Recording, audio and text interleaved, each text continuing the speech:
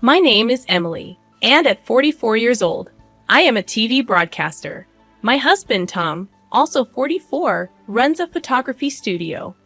We began dating in high school and tied the knot at the age of 26, having been each other's first boyfriend and girlfriend. Our relationship felt like a natural progression, and we never considered anyone else. When I was 25 and tragically lost my parents in an accident, I couldn't fathom how I would have coped without Tom, who became like family to me. Following our marriage, Tom moved into the house my parents left me, and I felt a sense of security and warmth, surrounded by the memories of my parents and Tom. 2 years into our marriage, we were blessed with a son, and our happiness multiplied. Tom proved to be an ideal husband, sharing responsibilities for household chores and childcare seamlessly, making our lives as a working couple more manageable. However, my mother-in-law, Jen, did not share the same appreciation for Tom's involvement in domestic tasks. A decade ago, an incident unfolded when our son started elementary school. Jane, who lived about 30 minutes away, began visiting more frequently to assist with picking up our son after school. This was necessary as after-school care ended earlier than our work hours, and Jane's help became invaluable. Around the same time, my father-in-law, Steve, had retired and was at home, though he couldn't contribute to household chores. Jane, being a traditional housewife, disapproved of Tom taking charge in the kitchen. She would mutter comments like, "A man shouldn't be in the kitchen," or express disbelief, saying, "Our generation would never imagine such a thing." During my initial visit to Tom's parents' house, Jane suggested I should quit my job, emphasizing her belief that women should be housewives. She seemed uncomfortable with my glamorous job as a broadcaster, while Tom, who knew me from our high school broadcasting club days, consistently supported my dream. Similarly, I backed Tom in his pursuit of becoming a photographer, and working together felt entirely natural for us. Despite successfully navigating the challenges of nursery school days, elementary school brought new difficulties with less flexible and appealing after-school care. This situation led to increased reliance on Jane's help. However, her visits came with comments on the cleanliness and orderliness of our home, to which Tom would casually respond, defending his involvement in household tasks. Despite her assistance being appreciated, Jane continued to express her disapproval behind my back, questioning Tom's choices and suggesting it was detrimental to our reputation. I listened quietly without interjecting, while Jen held onto her old-fashioned beliefs, despite owning a smartphone, a rarity among people her age. Among my circle of friends, I was the sole owner of such a device, and Jen often boasted about its capabilities, emphasizing how easy it made things. She browsed the internet for various purposes, exclaiming, "Look at what you can do so effortlessly now." Embrace convenience. Her smartphone wasn't the only modern convenience she embraced. While our family relied on a traditional paper-based shopping order, Jen advocated for online services, suggesting it was a waste to pay for delivery and insisting we should do the shopping ourselves. However, when she discovered that the service could be ordered online, she promptly encouraged me to switch, criticizing the old-fashioned method of ordering on paper. Jen would often stay until late at night while Tom and I prepared dinner.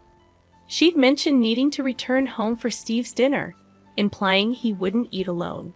Steve, unable to perform any household tasks, prompted me to ask Tom about his cooperative nature with chores one day. Tom explained that his mother's complaints about his father's lack of help served as a negative example for him. He resolved to be proactive in sharing household responsibilities to avoid similar complaints in his own marriage. Jen's contradictory attitudes toward household chores puzzled me.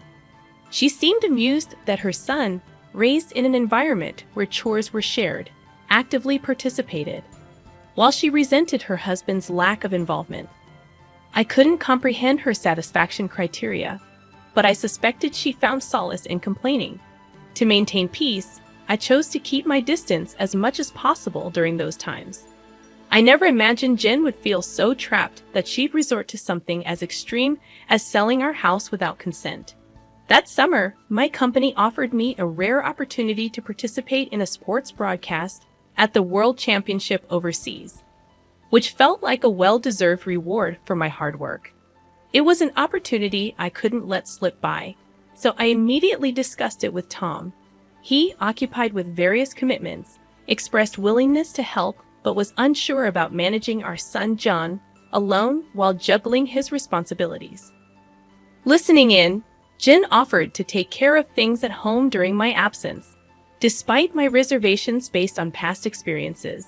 And with no one else to rely on, I reluctantly entrusted my son to her care. Although we contemplated having Tom and John stay at Tom's parents' place, the logistics of commuting to school made it impractical. Hence, Jen decided to stay at our house during weekdays to look after John. After successfully completing my broadcasting work abroad and feeling both exhausted and relieved to return to the U.S., I arrived home on a weekday afternoon, lugging a heavy suitcase. To my surprise, Jane greeted me eagerly at the entrance, as if she had been anticipating my arrival. Just as I was about to express my gratitude for taking care of the house, she dropped a bombshell. The house had been sold for $300,000, and she intended to claim the full amount. My fatigued mind struggled to comprehend her words at first. This was our house, our home. I questioned her in disbelief, only to receive a confident affirmation from her gleaming eyes. Stunned and confused, I reiterated that we owned the house, but Jane burst into laughter, accusing me of lying and insisting that there was a registration certificate in my name. Faced with her unwavering stance and feeling utterly perplexed, I realized the conversation was going nowhere. I decided to shift the conversation to ease my heart, but the tension lingered.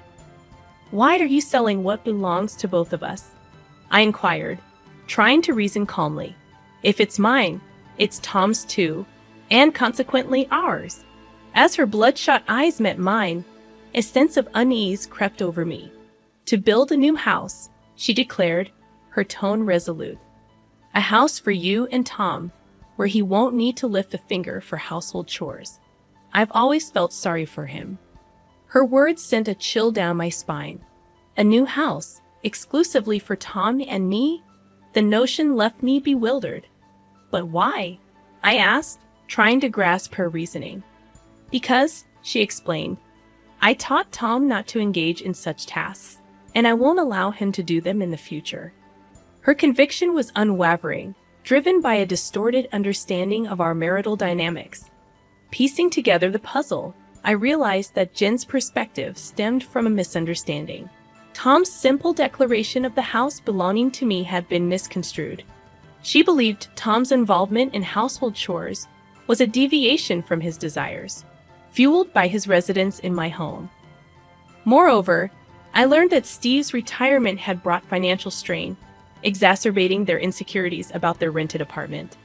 In desperation, they opted for the unthinkable, selling our home. "But this isn't just mine, and Tom finds it normal to share household responsibilities." I protested, hoping to reason with her. Jen dismissed my words as falsehoods, accusing me of distorting reality to suit my narrative. Though I wanted to point out her role in the situation, I needed clarity first. "Where did you sell it?" I pressed, attempting to understand the extent of her actions. "To AA Real Estate," she disclosed, citing an easy online process and a convincing offer. They assured me it was the right decision, given the high demand in the area. Her words stung as I realized the magnitude of her actions. Selling a 20-year-old house for $300,000 seemed like a windfall, but the consequences were far-reaching. Gratitude was the last thing on my mind amidst the turmoil her decision had caused. "Didn't I find a good real estate company?" I excitedly shared with Jane, having researched and located a seemingly suitable one online. However, my attempts to contact them proved futile as there was no answer. Questioning Jane about her visit to the real estate company's address, she responded nonchalantly, "No, I didn't go." "You don't need to do that nowadays." Determined to verify the legitimacy of the real estate company, I insisted, "Go to this address tomorrow." or we won't discuss this any further." Reluctantly, Jane left, and the next day she called me in tears. "It's not there? The real estate company doesn't exist at the address. There's only a dilapidated wooden house, seemingly uninhabited." I was astonished by her foolishness and couldn't help but burst into laughter upon her return. She explained that during my absence, she discovered a house registration certificate in my name, assuming she could sell the property. She had contracted a real estate agent who shamelessly assured her that it was fine to proceed, even if she wasn't the owner, as long as she possessed the certificate. Believing them, she sent all the requested documents, and when a buyer was found, they requested a deposit, half of the $9,600 commission on the $300,000 sale. She transferred $4,800. Realizing the gravity of the situation, I called the police, and 2 officers arrived at our house. It turned out that such internet fraud, posing as real estate agents, had become increasingly common. These fraudsters offered free valuations, requested official documents, introduced a supposed buyer, took a fee, and then disappeared. With many vacant houses and the ability to fake addresses for document delivery, such scams had become prevalent. The police questioned Jane, who was trembling as she answered. The officer clarified, "Let me ask again. The house deed you sent belongs to your daughter-in-law, right?" Jane nervously confirmed, realizing the gravity of the situation now that a third party was involved. Jane nervously began, "I thought, well, it belonged to my son," but her explanation was swiftly countered by the officer. "Even if it was your son's, isn't it strange to try to sell someone else's house?" he questioned incredulously. Red-faced, Jane blurted out, "No, it's not like that. Emily asked me to. She wanted to get the house appraised to sell it," spouting a nonsensical excuse. Turning to me for clarification, the officer asked, "Is that true?" I simply replied, "No, I didn't ask for that." The officer, unsure of whose testimony to believe, eventually seemed to trust me over my visibly distressed Jane. "She says she didn't ask for it. You shouldn't sell things on your own, madame. Normally, this wouldn't even be possible. This is just outrageous," he lectured, and Jane bit her lip, looking down in silence. Convinced of Jane's rash actions, the officer inquired about the deed registration she had sent. When she replied in a faint voice, "No, it was the original," the officer was even more astounded. Looking at me, he asked, "Will you file a theft report?" I answered, "No, that document is invalid now. Actually, this house has already been sold to someone else. When we saw it, we could do so just with the registration identification information. The law had changed, so the deed registration wasn't needed.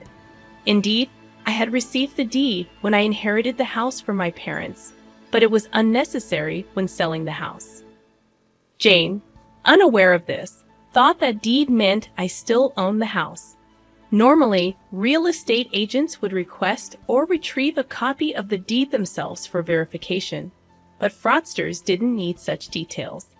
After the embarrassment, she looked at me resentfully and muttered, "Why didn't you sell the house? It's a curse to sell your parents' home. People in flashy jobs are like this." I met her gaze and said, "Tom wanted it. He needed a lump sum." Jane exclaimed in surprise, her face turning even bluer. At that time, Tom wanted to start his dream photography business, but didn't have enough funds. The house was our only significant asset, so we sold it to an acquaintance and rented it back. When I explained everything, Jane's shoulders slumped as she muttered, "So Tom's success now is because you sold the house, Emily." Well, I could say that, but I believe that spouses should stick together through thick and thin. "We're in this together," I responded. Upon hearing this, Jane suddenly began to cry bitterly. "I wanted to work too," she sobbed, her voice choked with frustration. "My husband can't do anything, even now after his retirement. He does nothing. What has my life been for?" Her litany of complaints against T continued, leaving the police officer struggling to complete the report. Ultimately, the the fraud report was filed. But even after 10 years, the culprits have not been caught, and it's unlikely that the money will ever be recovered. Following the incident, Steve became vigilant over Jan's actions and took over all financial control, denying her any access to money. Whenever she needed something, she had to request it from him and would be given cash. "It's so suffocating," Jane complained to Tom, who reminded her that she brought it upon herself. Now with no disposable income, she works through senior job listings and currently teaches the elderly how to use smartphones. She's well regarded for her ability to empathize with the struggles of older learners. Steve, perhaps due to his pride, found senior jobs unsuitable and quit soon after starting, providing no income. Nowadays, Jen is busier, often leaving Steve with household duties as she goes out. Interestingly, he's taken an interest in cooking and is getting quite good at it. The roles in Tom's parents' house have reversed, but both seem to have found new fulfillment. As for me, after my overseas business trip, I successfully climbed the career ladder and now anchor the evening news. Tom's photography studio is thriving, and we've managed to save enough to consider buying back and renovating the family home. We are grateful to our acquaintance for allowing us to keep the house despite the outrageous incident. It worked out well for Tom's parents in the end.